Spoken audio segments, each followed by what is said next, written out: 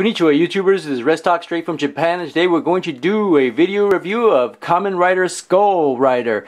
And actually this is the master grade from Figurise, and the difference between the grades is basically perfect grade, that means that the plastic kits, you know, these things that you have to clip off, pretty much fit in perfectly. These master grades are a little slightly less, but better than high grade.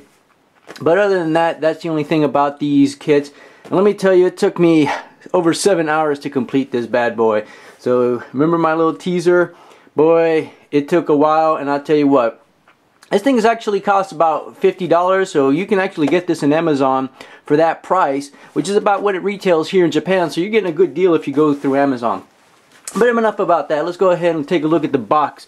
As y'all may or may not know about Kamen Rider, there he is, Skull Rider, pretty pimpin'. I love that fedora. I love his Magnum, or Skull Magnum. He is very extremely posable. That's one of the things that I wanted to do.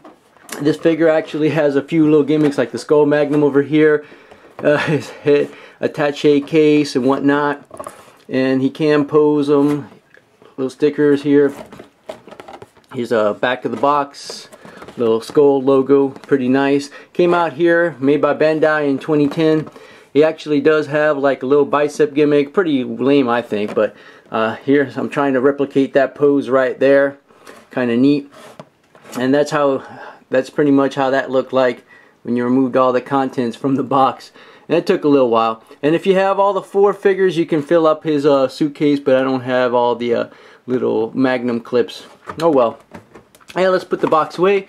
Focus on the main man of the hour, and this bad boy is neat. I'm gonna tell you, was it worth my 6 or 7 hours? I'll tell you what, I'm not ever gonna do this again. Not with a figure this complex.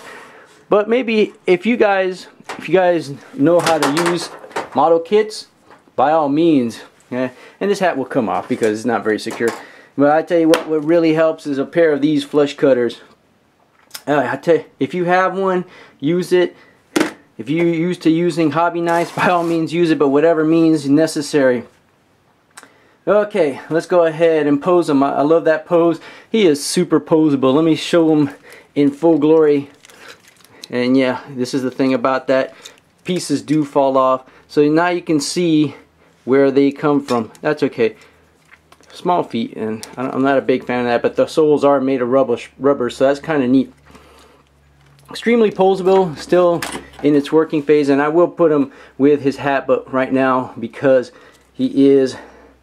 I'm posing him, that hat is going to fall off. So 24 centimeters tall, and if you want to know what that is in the metric system, or sorry, that is the metric system. So he is about 9.5 inches tall for us Americans who haven't yet adopted the metric system. Alright, let's stand him up.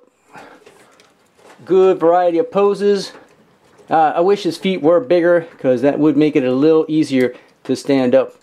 Definitely more top heavy. This isn't solid plastic, so he doesn't have that kind of weight. So most of the plastic pieces are hollow, so he doesn't have that going against him. But let me show you the details here. As you can see, a little stickers that I had to apply. The gun, the Skull Magnum, it looks a lot like that. A bunch of little stickers that I had to apply. So very nice looking gun. And notice that the fingers individually wrap around the gun, including the trigger finger, so he can pull the trigger if he wanted. These guns actually have a little tab, so I'll show you in the other fist that it has a little tab over here that you can see to tab onto that. So let me show you the figure. Beautiful looking figure. I told you it took me a while to do that. Let me show you the gimmick real quick. A little muscle flexing gimmick. So let me go. Alright. There we go. That's it. Not much there. Oh well. Who cares about that? For articulation, and this is what I'm going to show you about master grade. See that little gap in there? I couldn't squeeze it together. A perfect grade figure wouldn't have a little gap like that. So you may see gaps all around the figure. But articulation is absolutely wonderful. Alright, not only is his head on a ball joint, but if you can check out the neck, his neck actually swivels back and forth. So I tell you what, tons of articulation because of that. Shoulder is on a ball joint, can rotate all around, goes up side to side. Bicep has a swivel, double jointed double jointed elbow, so you can see right there. Wrist is on a ball joint, and the fingers is what impressed me most about this figure. This is a Voyager class figure, 9 inches, but I mean the hands are like a Voyager class, so it's very similar. I wish it would have 3 little notches, but actually it just bends at 2 points on the figure's vice. A regular human, which has 3, you know, 1, 2, 3. It only they separated the top, or joined the top to do that. So not bad. The thumb doesn't have a finger joint, but so you got 2 on the 4 fingers and 1 on the thumb joint. So really good articulation for posing. So if you want to say he's number 1, by all means you can do it. Yeah. Oh well. So enough about that. Torso, very good articulation, and I gotta be careful because he stores his little extra clip over here. I always seem to lose it when I pose it down. But you got upper torso articulation, mid torso articulation. I'll show you that. Yeah, you can actually move side to side, do a oblique crunch. Waist articulation. Oops, and there goes his little thingy. And of course I dropped it just to show you. Alright, let's pop this back in. And which is good because now I can show you his features. So next thing you know, do not do that. Okay, man, being a pain. There we go. And just to show you, here's his little belt clip. I'm glad that happened because now I can show you this little Magnum clip just pops in there. Good. These are actually stickers, so I just want to show you the detail on this. Detail isn't that great, and you can see some spots where I didn't clip it exactly right. Oh well. And of course I showed you about the gun. Very nice details there. Waist articulation.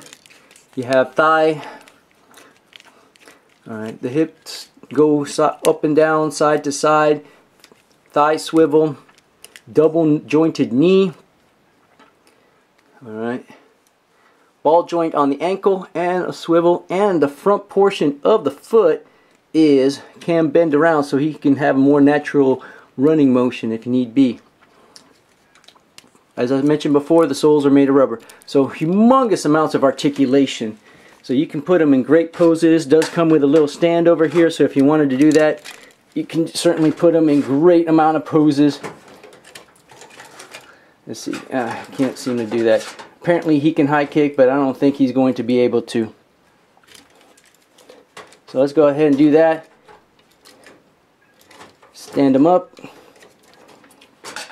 Actually, let's use the stand. That's what it's there for, right? Oops. I popped out his communicator, and these are little extras that you can put on the side over here. Oh well. Okay, so now you have that. Size comparison time. Forgot to mention also, he comes with this neat little suitcase. There we go. Putting his hat on is the worst. And he looks absolutely cool with his hat. Oh well, there we go. There we go, look at that.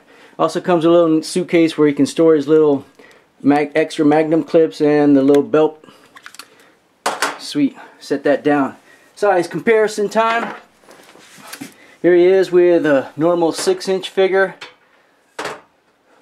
This is She-Spawn, which I'll review later. Absolutely towers over her. Whoops, bumped the camera. But this is how he is with a 12-inch figure. Let's see if I can put that. Forget. Little Spawnina there. Spawnina. She-Spawn. So, slightly smaller than a 12-inch figure. And no, I'm not going to open this bad boy. Whew, goodness gracious. There you go. Put Spawn back in the picture. Whoops. Ooh, that was interesting. Make sure that doesn't happen again. Little She-Spawn back in the picture so you can see back for scale. Alright. Alright, YouTubers, that's all I got. And I'll catch you all next time.